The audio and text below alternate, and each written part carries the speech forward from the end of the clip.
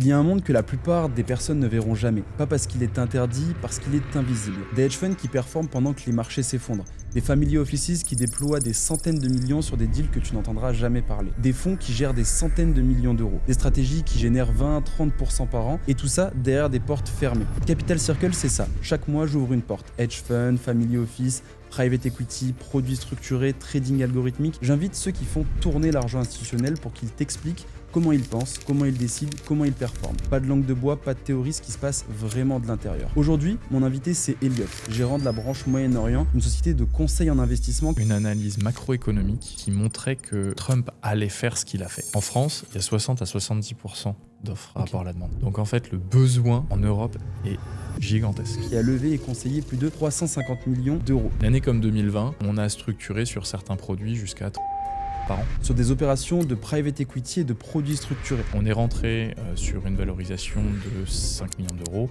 Okay. Aujourd'hui, c'est une société qui est valorisée 185 millions d'euros wow. Par des banques d'affaires. Avec des performances atteignant des fois plus de 30% sur certaines années. Dans cet épisode, on va voir comment on génère des rendements de ce type, pourquoi les crises sont les meilleures années et pourquoi une société qui a levé des centaines de millions dit non à l'IA, non aux cryptos. On n'est pas allé sur les cryptos parce que...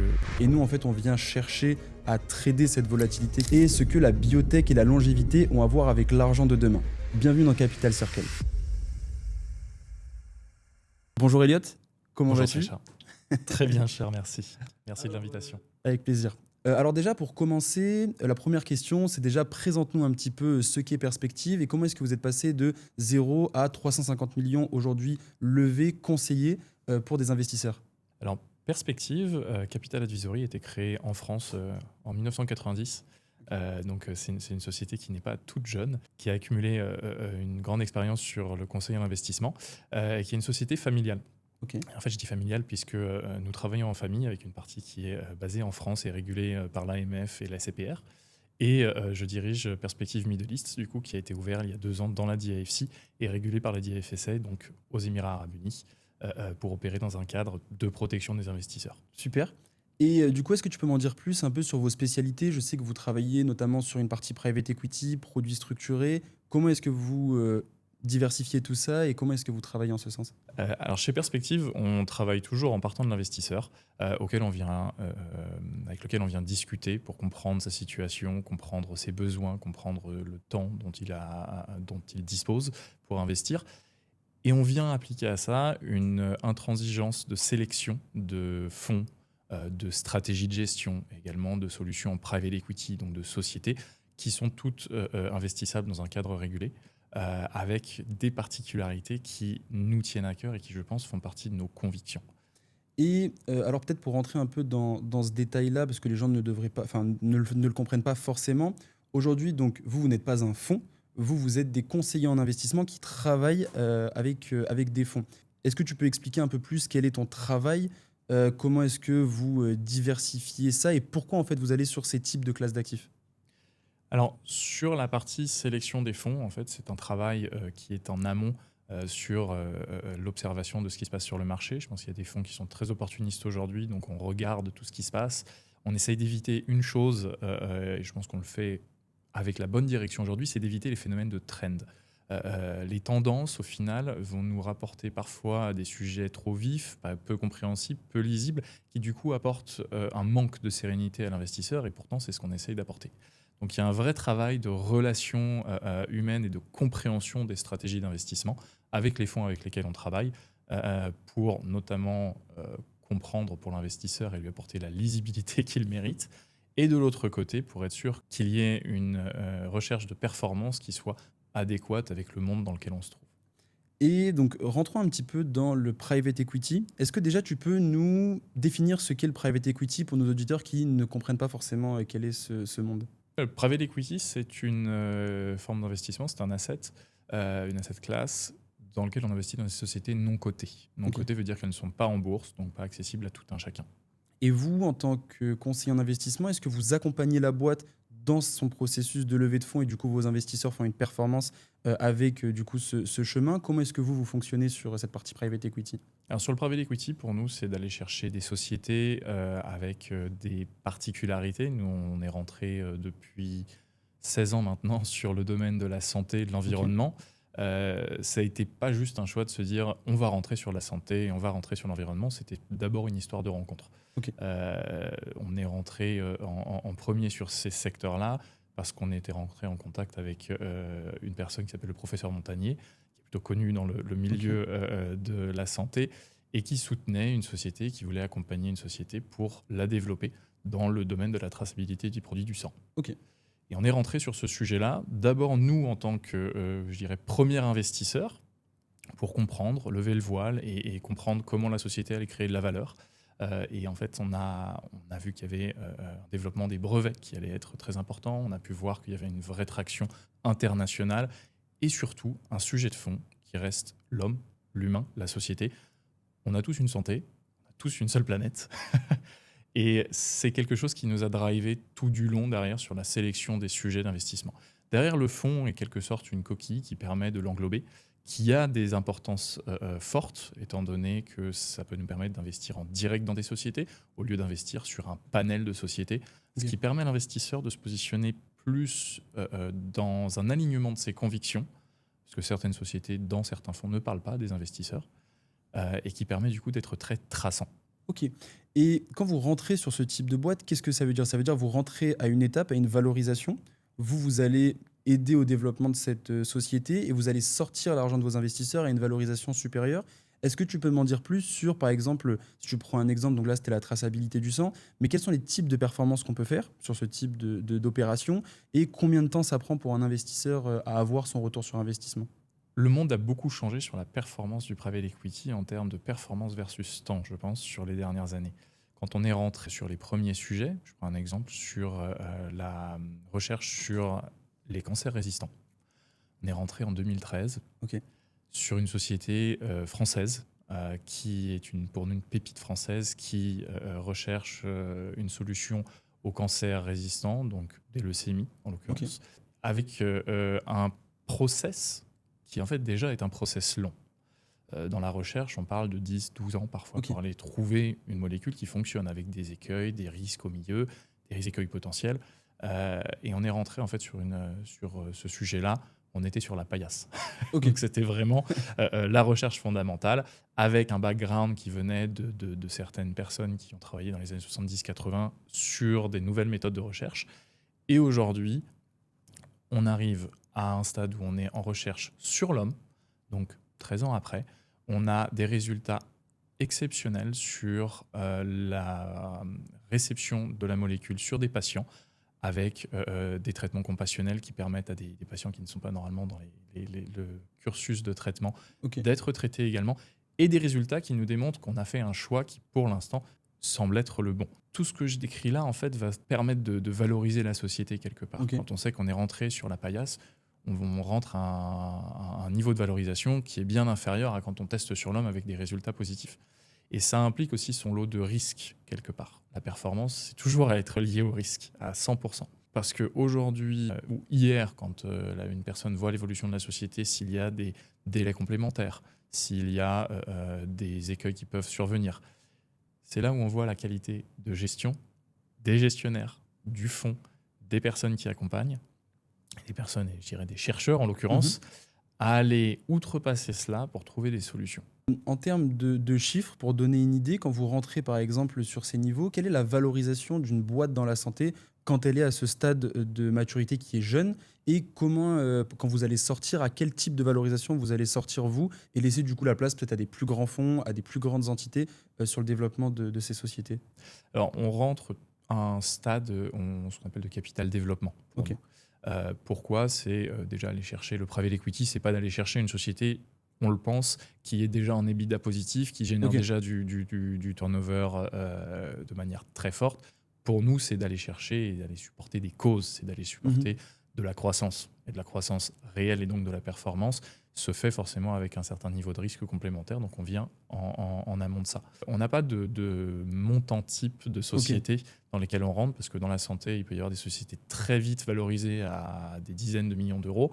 En l'occurrence, sur la recherche sur les cancers, on est rentré sur une valorisation de 5 millions d'euros. Aujourd'hui, c'est une société qui est valorisée 185 millions d'euros par des banques d'affaires.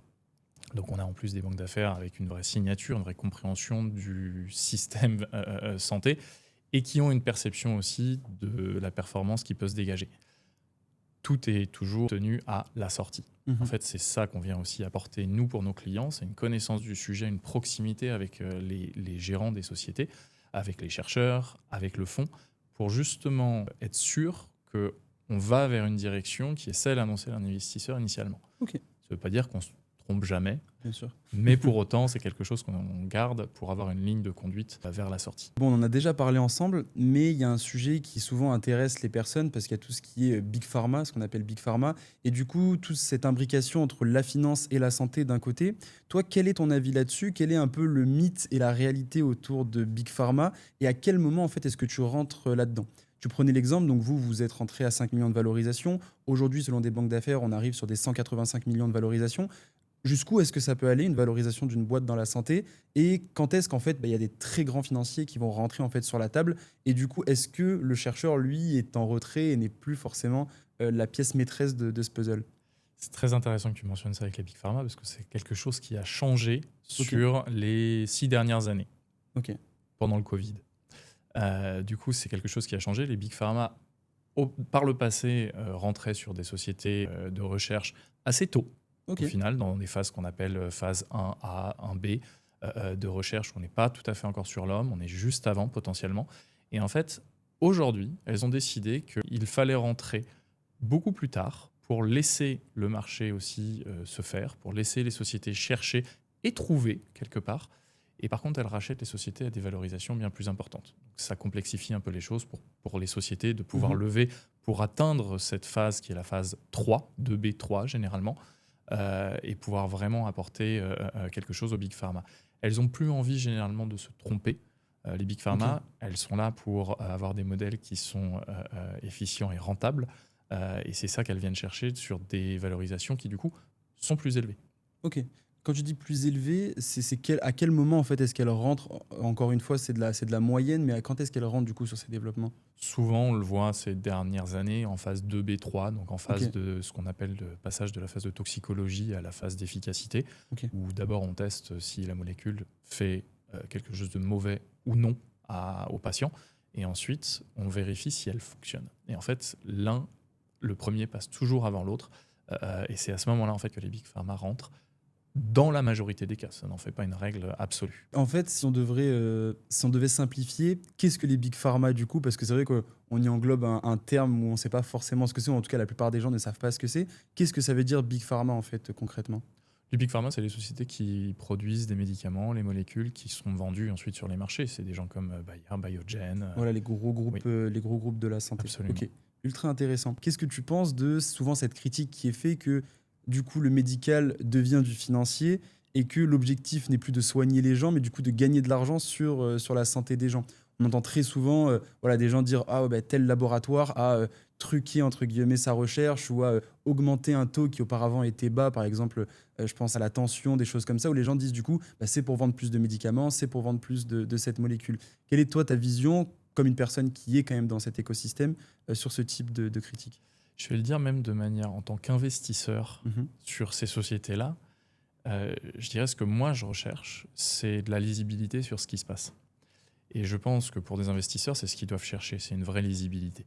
Quand on dit les big pharma ont pu truquer, etc., ou des sociétés ont pu truquer des résultats, c'est arrivé par le passé et je pense que c'est souvent dans des formats où les choses se passent très très vite, où la recherche n'est pas absolue, donc elle n'a pas forcément la réponse à tout. Parfois, on a une voie de traitement qui en fait s'arrête Mhm. parce qu'il y a des complications. Et je pense que les big pharma aujourd'hui ont repoussé ce curseur justement pour éviter ces écueils-là. Après, les formats aussi d'acquisition sont différents. On en parle beaucoup moins d'IPO sur cette typologie d'investissement. On parle moins d'IPO pour les sorties, on parle plus d'acquisition pure pour justement Mhm. éviter ça. Par rapport à des informations qui auraient pu être omises, par rapport à un process aussi qui est plus lourd. Et les big pharma veulent faire les choses avec plus de détails, plus de sécurité, ce qui veut dire aussi plus de sécurité pour l'investisseur à la fin quand la société est rachetée. Très clair.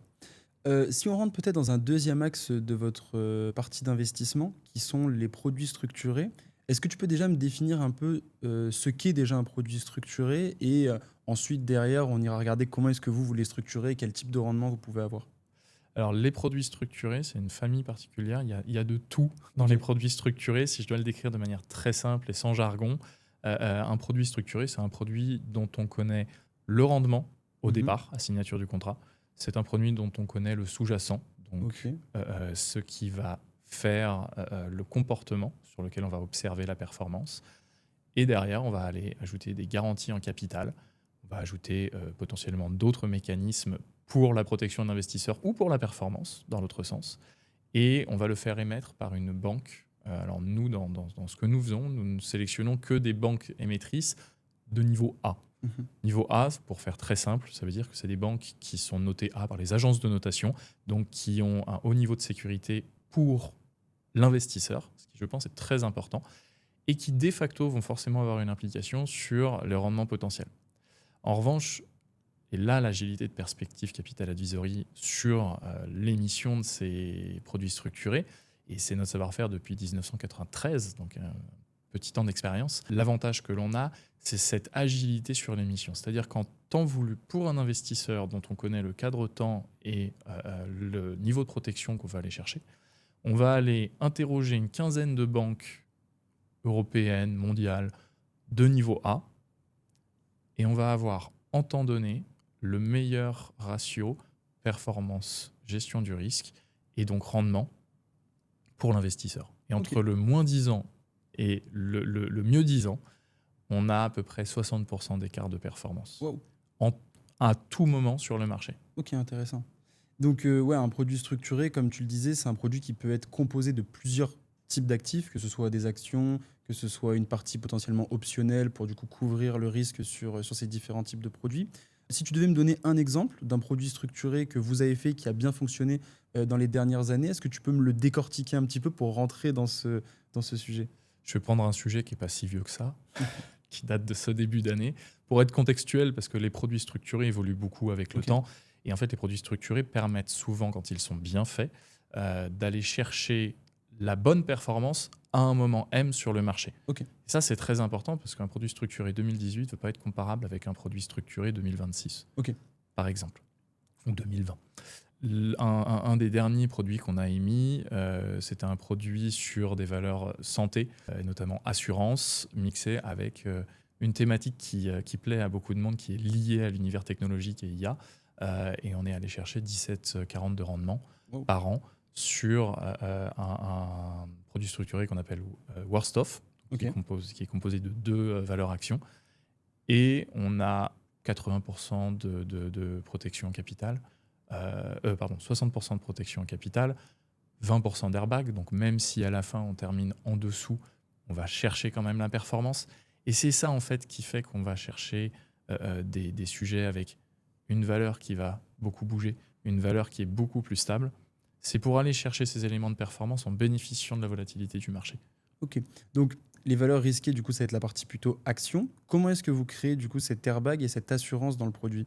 Cet airbag, c'est un élément qu'on décide et qu'on demande auprès de la banque émettrice pour l'intégrer au produit. Ça va venir manger du rendement, quelque part. Par contre, ça assure un peu plus la probabilité d'obtenir ce rendement à la fin. Et ça, en fait, c'est toute l'ingénierie, je dirais, des produits structurés, c'est de savoir sur certains actifs, sur certaines typologies de produits structurés, d'aller chercher les bons outils. Et c'est là où on a une ingénierie qui est très forte au cabinet pour structurer de la bonne manière au bon moment et le faire émettre par les bonnes personnes. Et du coup, cette partie plutôt produit structuré que vous faites du coup depuis 30 ans, c'est ça sur Perspective.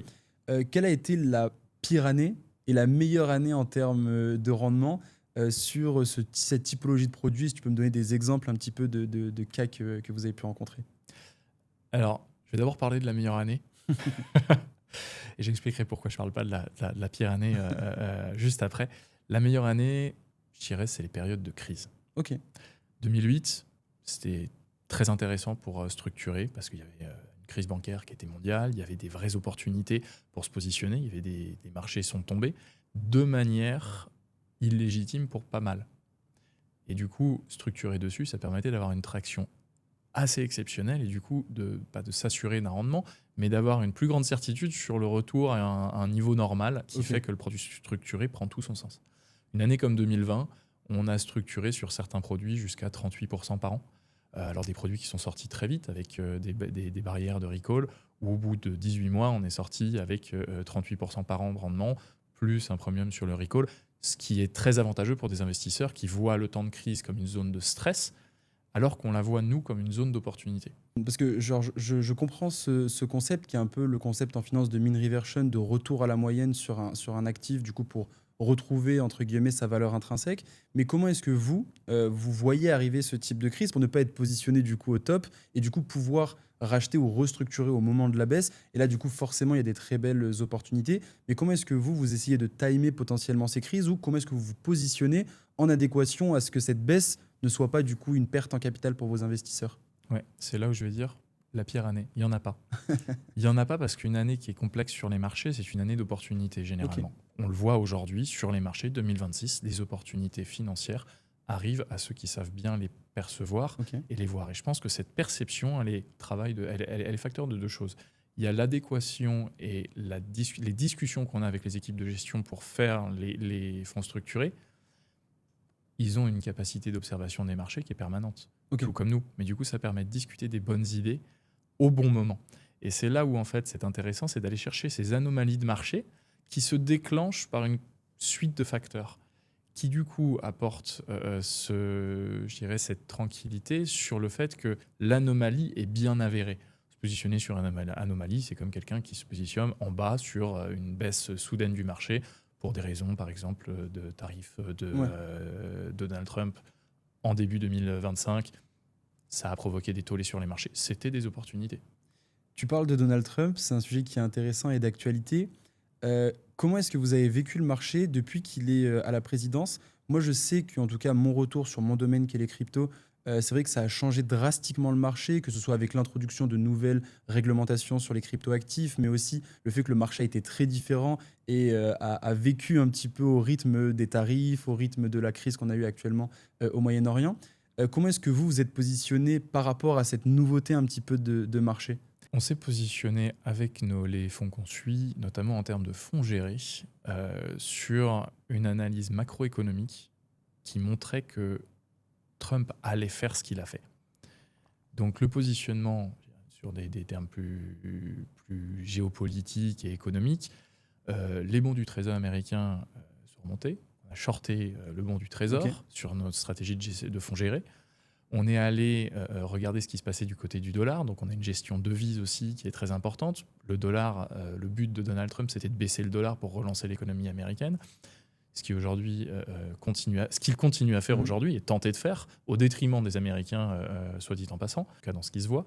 Ça, c'est des opportunités pour nous de positionnement. Sur une gestion donc obligataire devise, en plus de ça, aller regarder ce qui se passait en Europe avec les banques qui réagissaient à ça. Alors, on peut reparler aussi du phénomène de l'or, de l'attrait pour l'or. Il n'était pas juste lié à une peur de guerre, l'attrait de l'or. C'était lié à ce que Trump faisait. Le dollar a provoqué une perte de confiance de la part des banques asiatiques, européennes. Les banques se sont retirées, elles ont remis leur argent sur l'or. L'or est remonté. Et ça, c'était par exemple intégré sur les gestions qu'on a. Ok. Et c'est là où, en fait, cette analyse macroéconomique qui, du coup, se fait en amont avec une observation qui est systémique, qui est un mix entre macroéconomique, systémique, géopolitique, nous permet de déceler ces périodes d'opportunité. Quand Trump a agi, pour nous, c'était déjà incorporé dans les fonds.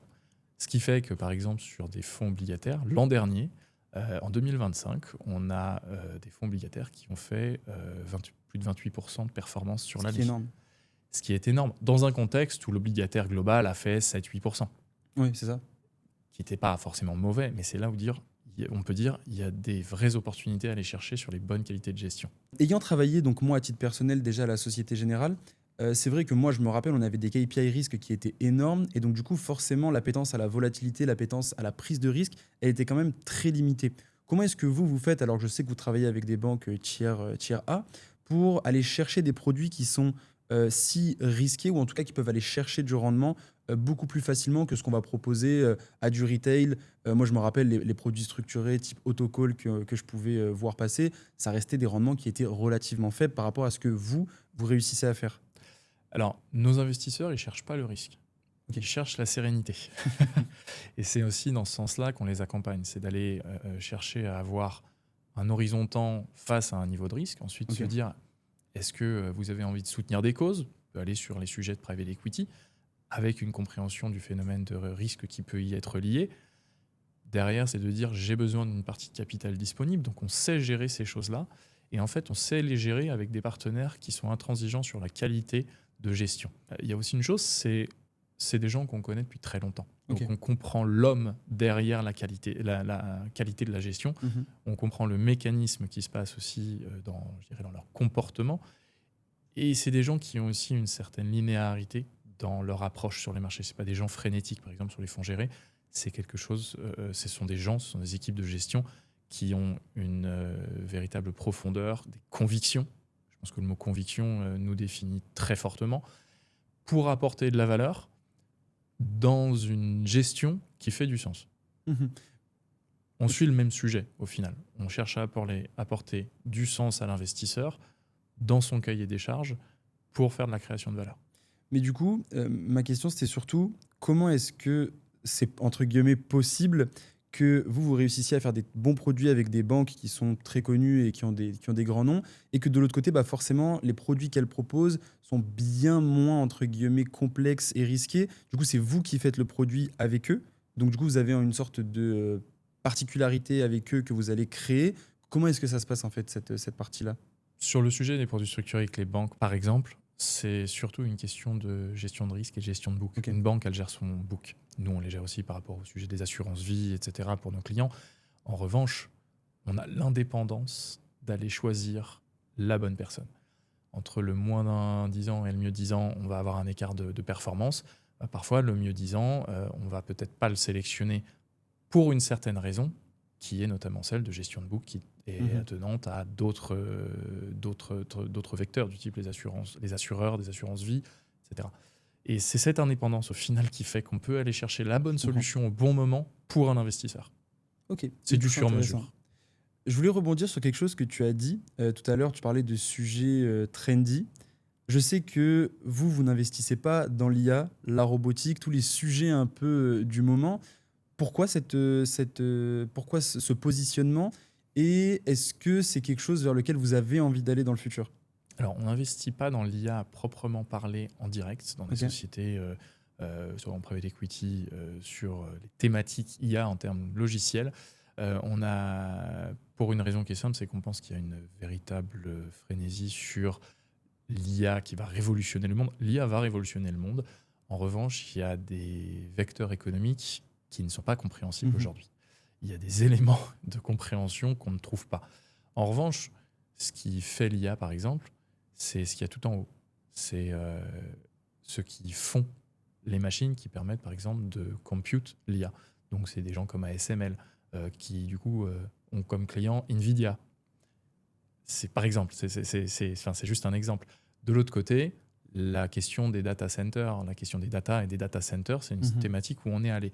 En fait, on va sur les pourtours de ce qui se passe aussi sur l'IA pour éviter de rentrer dans l'effet de mode de dire telle société est la nouvelle licorne, etc. C'est plutôt d'aller sur les vecteurs de sécurité et de rassurance sur le long terme. Je comprends.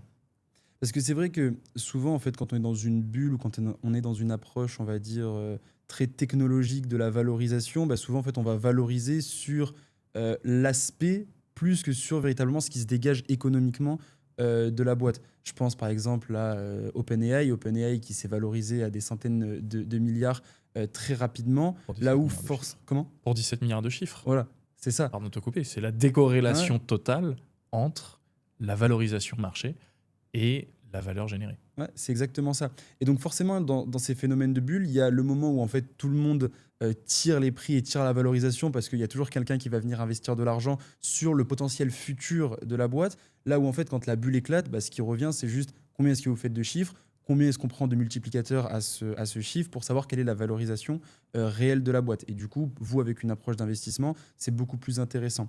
Ce sujet des data centers, j'aimerais qu'on le pousse un peu plus. Vous, je sais que vous avez fait une opération récemment sur du data center. Comment est-ce que ça se passe? Quelles sont les typologies de valorisation? Quelles sont les perspectives d'investissement et de rendement que vous cherchez à faire avec ce type d'investissement? Alors aujourd'hui, sur les data centers, je pense qu'il y a une chose, c'est les fondamentaux qui sont extrêmement importants. Pour comprendre un projet de data center, pourquoi il va avoir un succès, c'est comprendre ce qu'il y a autour. Un data center, c'est une utilisation de l'énergie, ça dégage de la chaleur, donc il faut que ça soit localisé à un endroit où ça peut être utilisé.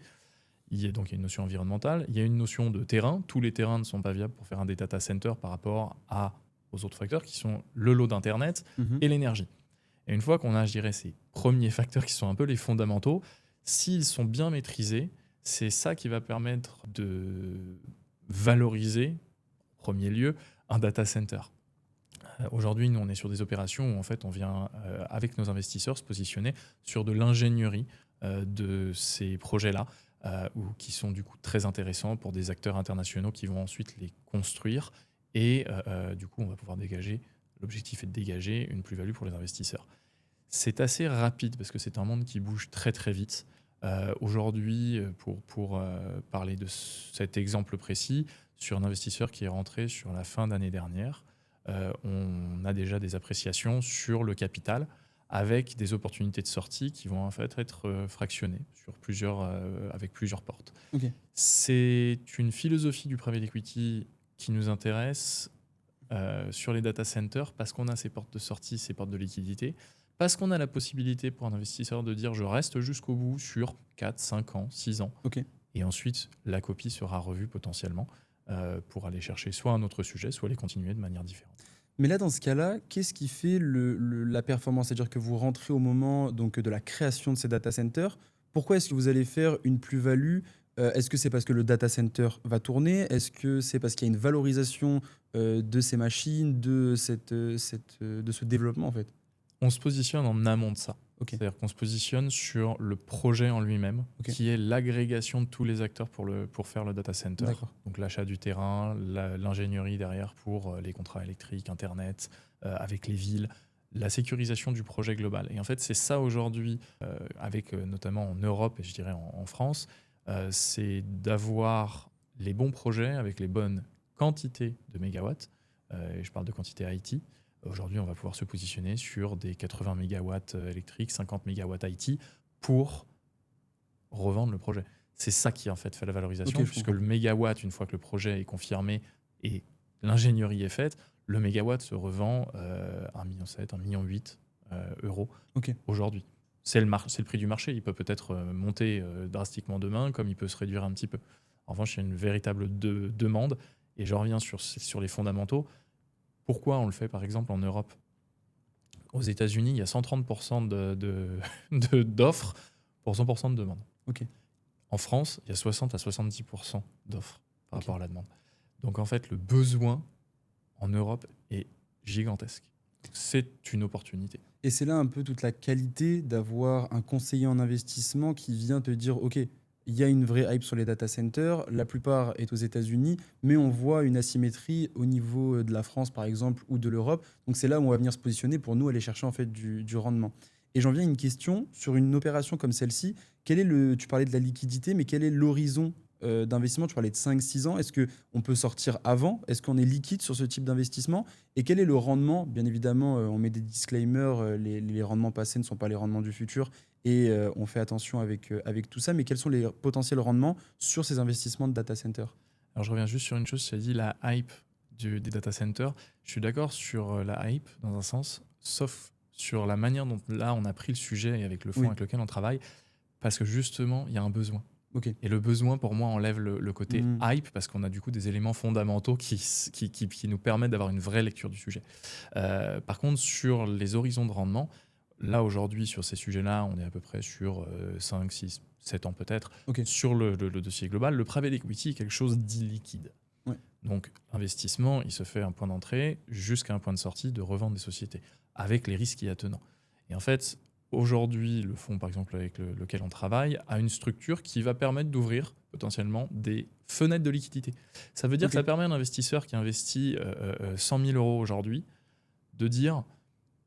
à la première porte de sortie potentielle, est-ce que je retire juste ma plus-value? Est-ce que je retire une partie, la moitié? Et est-ce que je continue l'aventure ou est-ce que je sors tout de suite? Et ça permet aussi de tester, je pense que c'est une bonne chose pour les investisseurs, c'est aussi de regarder si c'est toujours en alignement avec leurs convictions. Je pense que c'est un modèle qui est très intelligent et que j'espère voir émerger un peu plus et qu'on espère chez Perspective voir émerger un peu plus parce que les investisseurs aujourd'hui, ils ont besoin de liquidité, ils ont besoin de ce sentiment de flexibilité, mais ça n'empêche pas qu'ils ont envie de supporter certaines causes, qu'elles soient environnementales, sociétales ou de santé au global. On parlait de trend et moi c'est un sujet qui me tient à cœur parce que c'est mon domaine, la partie crypto. Comment est-ce que vous vous positionnez Perspective sur ces sujets-là et est-ce que vos investisseurs vous demandent un petit peu des tests d'investissement sur les crypto-monnaies? Alors, c'est une très bonne question parce qu'on a parlé de hype et on a parlé de valorisation. Donc la hype, c'est sûr qu'il y a une hype autour des crypto-monnaies, une hype autour des bitcoins depuis plusieurs années. Nous, on l'a vu, on n'y est pas allé volontairement parce qu'aujourd'hui, c'est quelque chose, je pense qu'on ne peut pas tout très bien faire. On essaye de faire des choses précises qu'on fait bien et très bien dans certains cas. En tout cas, c'est l'objectif pour nos clients. On n'est pas allé sur les cryptos parce que ça, c'est une question de conviction. Je pense que j'ai du mal à voir sur, par exemple, le Bitcoin, la raison de la valorisation aussi élevée, alors qu'on a une vingtaine de pourcents qui en réalité est utilisée pour ce pourquoi le Bitcoin était fait. Ça ne veut pas dire que la technologie est mauvaise, loin de là. Je pense que la cryptographie et ce sur quoi le Bitcoin est basé et comment le Bitcoin est fait, il y a quelque chose en termes de technologie de très viable. La blockchain est incroyable à beaucoup d'égards. C'est plus l'aspect spéculatif et hyper spéculatif. Alors du coup, on a des investisseurs qui nous demandent de faire des choses, qu'est-ce qu'on fait sur le Bitcoin? Alors nous, on ne fait pas, on fait du data center sur la technologie, je dirais l'aspect tech, mais pour le coup, sur les crypto-monnaies, à voir de quoi demain sera fait, à voir comment le monde de la crypto-monnaie évolue. Ça ne veut pas dire qu'on n'ira pas. Pour l'instant, on observe encore. On est encore, je dirais, un peu en retrait. Ouais. On a des demandes, donc on n'arrive pas à avoir un avis tranché. On a des investisseurs qui ont fait par eux-mêmes des très belles opérations et on est très heureux pour eux. En revanche, c'est pas notre cœur de métier, c'est pas notre connaissance aujourd'hui. Là où je viendrais peut-être nuancer le propos sur la partie crypto, c'est que tout ce qui est monnaie regorge quand même d'une partie confiance qui est énorme et du coup croyance populaire dans un actif. Et aujourd'hui, je segmente quand même Bitcoin et les autres crypto-monnaies dans le sens où Bitcoin, on a quand même toute la technologie de proof of work qui est du coup toute cette partie en fait mining, puissance de calcul qu'il y a. Et donc du coup, il y a quand même une valeur intrinsèque qui est cette valeur de calcul sur Bitcoin. Il y a une adoption aussi qui est due un peu à cette croyance populaire qu'il peut y avoir. Il y a aussi tout le côté spéculatif, bien évidemment. Et il y a toute cette partie aussi adoption petit à petit de Bitcoin sur une partie, on va dire plutôt de réserve de valeur digitale. Encore une fois, on n'en est pas encore à l'aboutissement parce qu'il y a encore des bitcoins à miner. On n'est pas sur une monnaie qui est déflationniste sur son essence même et ce qu'il veut à la fin de son développement. Mais pour moi, j'y vois une vraie philosophie derrière Bitcoin et aussi une certaine résilience et une antifragilité sur sa conception parce qu'il est décentralisé. Et donc, du coup, que le réseau est partagé dans le monde entier et qu'il n'y a pas forcément de main qu'on peut mettre sur Bitcoin. On ne peut pas éteindre Bitcoin. On ne va pas rentrer là-dedans, mais il y a des possibilités potentiellement d'éteindre Bitcoin si on arrive à prendre 51% de la puissance de calcul sur Bitcoin. Mais de l'autre côté, il y a toute la partie altcoin et sur ça, je te rejoins. On est vraiment sur du pari spéculatif et du pari de valorisation. Et là, du coup, forcément, il y a beaucoup d'argent à gagner, mais il faut être en phase avec le fait qu'on est sur de la spéculation. Après, il y a de plus en plus aussi d'émergence, notamment sur la partie stablecoin, que moi, je trouve intéressant. Parce qu'aujourd'hui, alors moi, j'étais dans le Forex auparavant, et toute cette partie change de devise, transfert monétaire, ça passe souvent par énormément d'acteurs et donc du coup il y a tout le temps des fees qui vont être pris, il y a un temps de latence qui est énorme et ce qui est intéressant avec les stablecoins c'est qu'on peut par exemple faire un euro USDC. Cet USDC on peut l'envoyer de partout de manière très rapide en quelques minutes sans forcément payer beaucoup de frais, seulement les frais du réseau. Et ensuite USDC, yuan, USDC, je dis une bêtise, pesos mexicains. Et là pour le coup on va avoir une rapidité, une efficacité et des coûts qui vont être très peu onéreux là-dessus. Et là, du coup, je trouve qu'il y a des choses intéressantes, que ce soit sur des sociétés qui ont fait leur IPO, type Circle, sur les stablecoins, Tether, qui a un passif un peu plus houleux et ils ont plus de problématiques au niveau réglementaire. Mais je trouve que c'est là où il y a de l'intérêt et pas forcément sur la partie vraiment très spéculative, surtout pour des acteurs comme vous qui gèrent le risque. C'est là, et je vais finir avec gérer le risque, c'est exactement ça. C'est la gestion du risque par rapport à la spéculation qui est attenante. Je pense qu'il y a un vrai intérêt sur les crypto-monnaies à prendre à l'avenir. Je pense que la solution, on ne l'a pas encore trouvée, nous, par rapport à notre manière de gérer le risque, et surtout dans la compréhension. Je suis d'accord avec toi qu'il y a des choses à faire, des choses qui se font, qui permettent de faire avancer et de changer un peu de la finance traditionnelle, en tout cas dans le sens où où elle est entendue jusqu'à aujourd'hui, ça deviendra peut-être traditionnel. Je pense que c'est une question de connaissances techniques et d'avoir véritablement une ouverture d'esprit à faire quelque chose de différent. On a cette ouverture d'esprit à faire quelque chose de différent, on comprend juste pas encore les vecteurs économiques. Par contre, sur le côté altcoin, je pense qu'il y a une question d'éducation aussi. Nous, ce qu'on cherche à faire sur le traditionnel, déjà, c'est d'éduquer nos clients et de leur apporter les clés de compréhension. C'est un secteur complètement différent de ce point de vue-là, parce qu'il y a énormément de fondamentaux à aller chercher. Et notamment, par les fondamentaux du Bitcoin, entièrement d'accord, on retrouve des fondamentaux quand on fait du private equity, c'est les brevets, quand sur les sociétés, sur les fonds gérés, c'est les fondamentaux économiques, géopolitiques, macroéconomiques. Les crypto-monnaies, c'est la même chose. Et c'est là où il y a un besoin d'avoir, pour nous, une personne qui comprend réellement ces sujets-là, avec une structure aussi, et là c'est un point qui a encore du chemin à faire, c'est la régulation. Nous, on propose que des solutions qui sont régulées à nos investisseurs. Même quand on fait du private equity, c'est sous l'égide d'un fonds, via des véhicules spécialisés qui nous permettent de le faire en protection de l'investisseur. Et c'est là où aussi les marchés crypto ne permettent pas, je pense, d'avoir encore l'aspect régulatoire lié à la gestion très fine. On reste sur des ETF, sur des gestions très généralistes, qui du coup ont peu d'attrait pour les investisseurs, puisque avec une gestion un peu plus précise et régulée, on peut aller chercher beaucoup plus de perfs. Mais du coup, c'est vrai que, et sur ça je te rejoins, ça serait inquiétant que vous sachiez faire tous les types de sujets, et c'est normal que vous vous spécialisez. Déjà, vous faites toute la partie private equity, produits structurés. Si vous alliez chercher aussi d'autres types d'investissements, ce serait plutôt inquiétant sur cette partie-là. Et peut-être pour terminer là-dessus, et c'est aussi pourquoi nous, avec Warburg AI, on est beaucoup plus sur la partie trading et simplement de Bitcoin, parce qu'on est au fait de cette volatilité, on est au fait de cette partie spéculative, et nous, en fait, on vient chercher à trader cette volatilité qu'il y a sur Bitcoin, parce que c'est un peu un S&P 500 sous testostérone, et du coup, nous, on va venir en fait chercher ça avec toute la partie intelligence qu'on met par-dessus, qui est le Deep Reinforcement Learning, qu'on utilise du coup pour ces stratégies de trading. Et là, du coup, les fondamentaux de notre manière de trader les choses ne sont pas forcément sur les fondamentaux de l'actif en tant que tel, mais plutôt sur les fondamentaux d'une stratégie de quant trading, et donc du coup de probabilité de où est-ce que le marché peut potentiellement aller, long short, avec une fréquence qui est quand même assez haute. On est sur du mid-frequency trading, donc on va chercher à faire entre 5 à une vingtaine de trades par jour, selon la temporalité et selon la volatilité là-dessus. Et il y a une vraie valeur ajoutée pour moi dans ce que tu dis, c'est ce fondamental de faire du training de vos agents. Ça, pour moi, c'est une chose qui apporte beaucoup de valeur, puisque c'est quelque chose qui n'est pas juste itératif, dans un sens très, très basique, mais avec une itération de la compréhension, de l'analyse. Le but, c'est quand même d'aller chercher une forme de stabilité, je pense, et d'aller chercher une forme de compréhension du marché, en tout cas, de savoir réagir au marché, ou de se positionner en amont quand on détecte des signaux. Et au final, ça se rapporte à une gestion qui est du coup très active, plutôt qu'une gestion passive qui est, je pense, moins intéressante même dans les cryptos. Même si ça peut faire beaucoup d'argent, il y en a qui en ont bénéficié. Sujet aussi que je voulais aborder, aujourd'hui perspective Middle East, donc on est au Moyen-Orient, on est à Dubaï.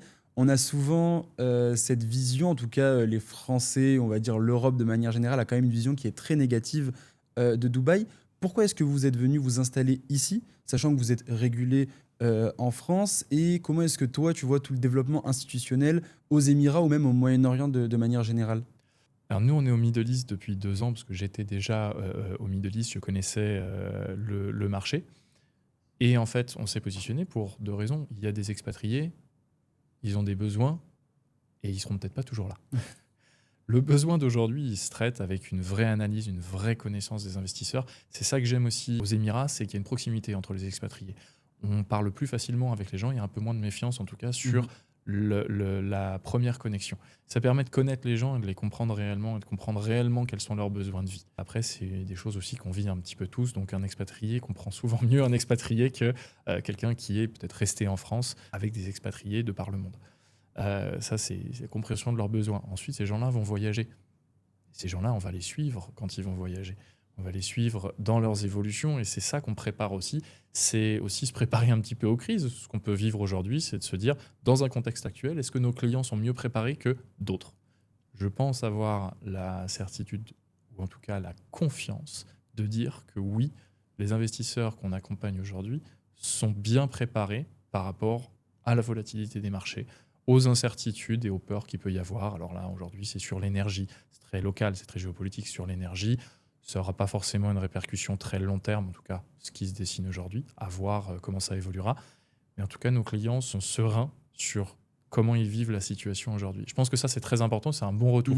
Ça apporte de la tranquillité et à l'investisseur et aussi de notre côté pour continuer à servir nos clients. Sur vos thématiques d'investissement, est-ce que vous travaillez avec les institutionnels qui sont présents ici? Alors, moi, ma vision des choses sur le marché au Moyen-Orient, c'est qu'il n'y a pas des énormes fonds au Moyen-Orient et souvent leur appétence au risque est quand même assez mesurée. Étant donné qu'ils sont dans une dynamique de développement, ils arrivent plutôt dans des stages qui sont, on va dire, late dans les investissements et pas souvent sur, par exemple, du capital à risque type VC. C'est moins l'ADN, en tout cas, du Middle East. Est-ce que vous, aujourd'hui, vous travaillez avec des institutionnels ici, sur place, les fonds souverains? Comment est-ce que ça fonctionne? Alors, on travaille avec des family office ici, Ok. puisqu'on a des solutions d'investissement qui peuvent correspondre à leurs besoins. Et les institutionnels, plus Sovereign Wealth Fund, les grands fonds de capital investment, de private equity, on parle avec eux et notamment avec le gouvernement, les organes du gouvernement, mais via ce qu'on fait en private equity. Ok. C'est-à-dire qu'on essaye de créer les ponts aussi entre recherche d'investissement et installer les sociétés sur place. Je reprends l'exemple de la recherche qu'on a évoqué tout à l'heure. Aujourd'hui, il y a énormément de réflexions au niveau gouvernemental, sovereign wealth fund et fonds privés et Ok. family office. Comment créer un écosystème global? On essaie de se positionner là-dessus puisqu'on a des clés qui viennent d'Europe avec des possibilités d'amener de la technologie sur place. C'est quelque chose qu'on souhaite faire, qu'on contribue fortement à créer. C'est des choses qui sont en cours, c'est des choses qui sont beaucoup plus longues. C'est un range d'investissement qui est totalement différent. Ce sont des interlocuteurs qui sont totalement différents. Au final, on vient faire le bridge entre une société, purement et simplement, et un investisseur institutionnel. Ce qui sort un petit peu du cadre, je dirais, classique et qui est un peu en dehors de la gestion des investissements d'investisseurs individuels. Par contre, ça permet d'aligner les planètes. Ok. Je pense que c'est important de se dire quand on soutient du private equity, déjà, ce que je disais tout à l'heure, je suis investisseur sur ces sujets-là. Ok. On est investisseur au cabinet dans les sujets aux côtés de nos clients. Ça a son importance, en tout cas pour nous. Parce qu'on n'a pas Vous êtes juste des skin in the convictions, on a skin in the game, on n'a pas juste des convictions pour dire qu'on a des convictions, on y croit et on y travaille. Et ce sont des gens avec qui on a des discussions très fortes pour avancer et on croit en ce qu'ils font. Ça permet aussi de montrer qu'on accompagne nos clients jusqu'au bout, jusque dans la localité. Et ici, en fait, c'est important puisqu'on a des gens qu'on a rencontrés, des clients qu'on a rencontrés aussi par ce biais-là, liés au secteur santé, liés au secteur environnemental. Donc voilà, je pense que ça a son importance. Aujourd'hui, vous levez plutôt auprès d'expatriés, de ce que tu me disais. Est-ce que vous levez aussi auprès de personnes qui sont du Middle East, Émiratis ou même autres pays qui sont autour? Ou est-ce que c'est un cercle qui est quand même assez fermé et qui est difficile à pénétrer? Alors, on n'a pas d'investisseurs émiratis aujourd'hui chez Perspective. Ok. En revanche, on peut parler à tout expatrié, peu importe, ou des locaux d'ailleurs, peu importe d'où ils viennent, à partir du moment où on respecte les conditions, ce qu'on Bien appelle sûr. la BFT, donc AML, CTF, ici, puisqu'on est régulé par la DFSA. Et en fait, cette régulation nous permet, d'officier auprès des expatriés français, mais également de parler à d'autres investisseurs qui sont d'autres nationalités. On a des investisseurs des pays limitrophes français et des pays européens qui nous ont accompagnés et qu'on accompagne dans leurs évolutions. Est-ce que tu dirais qu'il est plus facile de lever sur le Middle East, en tout cas sur Dubaï et les Émirats de manière globale, que sur des places financières qu'on connaît comme le New York, les États-Unis, par exemple Londres, Angleterre? Parce que moi, c'est quelque chose auquel j'avais été confronté, notamment dans le développement de Cypherwhale, qui était mon SaaS d'analyse on-chain, où j'avais voulu partir en levée de fonds et après, bon, j'ai shifté sur Warburg AI. Mais c'est vrai que auprès des expats, ça restait quelque chose d'intéressant et il y avait de la demande. Auprès plutôt des locaux, sur place, c'était beaucoup plus difficile parce qu'il y a un intérêt, mais toujours avec cette idée que l'appétence au risque est différente et ils ne veulent pas rentrer sur des phases early stage. Comment est-ce que toi, tu définirais du coup cette partie levée au Moyen-Orient? Est-ce que c'est plus facile que dans d'autres endroits? Alors, je le cantonnerai surtout sur la partie private equity, du coup, liée Ok. à des sociétés. C'est pas plus facile qu'ailleurs. Ok. Je pense qu'il y a un vrai mythe, et tu le sais, il y a un vrai mythe sur on vient à Dubaï avec une société et on lève des fonds très rapidement. Non, aujourd'hui, ils ont une vraie connaissance, et puis à un moment d'ailleurs, ils ont une vraie connaissance des sujets, ils savent ce qui peut fonctionner, ils savent ce qui va servir l'économie. Donc, s'il y en a quelque chose qui peut apporter quelque chose au pays et qui peut réellement participer à l'économie locale, je pense qu'il y a des facilités complémentaires pour lever. Par contre, sur des sujets internationaux, c'est à peu près similaire à ce qui se passe à Londres, ce qui se passe à New York, etc. Je pense qu'il y a un mythe. Nous, on le voit, c'est pas le plus facile. Pourquoi ? Parce qu'ils veulent de la valeur sur place. Quelqu'un qui vient pour prendre de l'argent, il repartira souvent en bredouille parce que ils ont compris qu'il fallait apporter de la valeur sur place. On en parlait pour le coup avec un partenaire local qui nous disait, à juste titre, ce que je recherche, c'est du PIB. C'est du PIB. Ça définit toute la stratégie du pays, je pense. C'est d'apporter de la valeur sur place et de montrer que c'est un écosystème où on ne vient pas juste piocher, c'est un écosystème qu'on vient participer à construire. Et c'est ça où je pense que les sociétés qui peuvent lever avec, je ne dis pas que c'est plus facile dans ce cas-là, mais avec un petit peu plus d'aisance ou en tout cas une première porte qui s'ouvre, c'est parce qu'ils veulent apporter quelque chose au pays, qu'ils veulent apporter quelque chose et contribuer à l'écosystème. Mais c'est vraiment ça. S'il y a un ancrage territorial et un ancrage aux Émirats, il y a cette possibilité, cette facilité à lever. Là où quand vous venez faire une solution internationale, surtout sur des sujets technologiques, là, ça va être quand même beaucoup plus frileux si vous êtes assez tôt dans le développement en fait, de cette boîte. On arrive quasiment à la fin de ce podcast. On a parlé pendant longtemps. Quelles sont un petit peu, si tu devais conclure, les perspectives de Perspective, super jeu de mots, mais quel va être le futur de Perspective et comment est-ce que tu conclurais notre podcast ? D'abord, je te remercie pour l'invitation, parce qu'on a beaucoup discuté en off et je pense qu'il y a une belle adéquation entre le monde que tu représentes et celui qu'on représente peut-être plus finance traditionnelle. Et pourtant, ça ne s'entrechoque pas. Et je trouve que c'est intéressant de pouvoir discuter d'idées d'investissement au global avec une vraie ouverture d'esprit. Donc, je te remercie pour ça d'abord. Avec plaisir. Et sur la suite de Perspective, nous, ici, on est présent en ce moment. On est présent avec nos clients, pour nos clients. Notre objectif, il est assez simple. On va continuer de travailler à servir des clients qu'on connaît, avec qui on peut s'asseoir et comprendre. On veut continuer de faire de la qualité de gestion parce qu'on comprend l'humain et qu'on connecte à l'humain. Ça, c'est très important pour nous. Ça, c'est quelque chose qu'on va continuer d'instiller au Middle East, la proximité. Et ensuite de ça, on va continuer à se développer, je pense, sur des sujets, notamment en private equity, sur des sujets de biotech et de technologie de pointe, sur des sujets santé. Parce que ça nous parle réellement et c'est des sujets qu'on trouve passionnants, avec un vrai impact pour la société. On sait qu'on fait du bien en faisant ça. Et ça, on le fera de toute façon en personnel avant même nos clients. Et si nos clients veulent nous suivre, ce sera fantastique. Merci beaucoup. Pour conclure, n'hésitez pas à suivre la chaîne YouTube. On va amener tous les mois de nouveaux invités sur ces thématiques plus institutionnelles. Vous retrouverez toute la partie contact de Perspective si c'est quelque chose qui vous a intéressé. Et on se retrouve à la prochaine. Bye. Merci Sacha.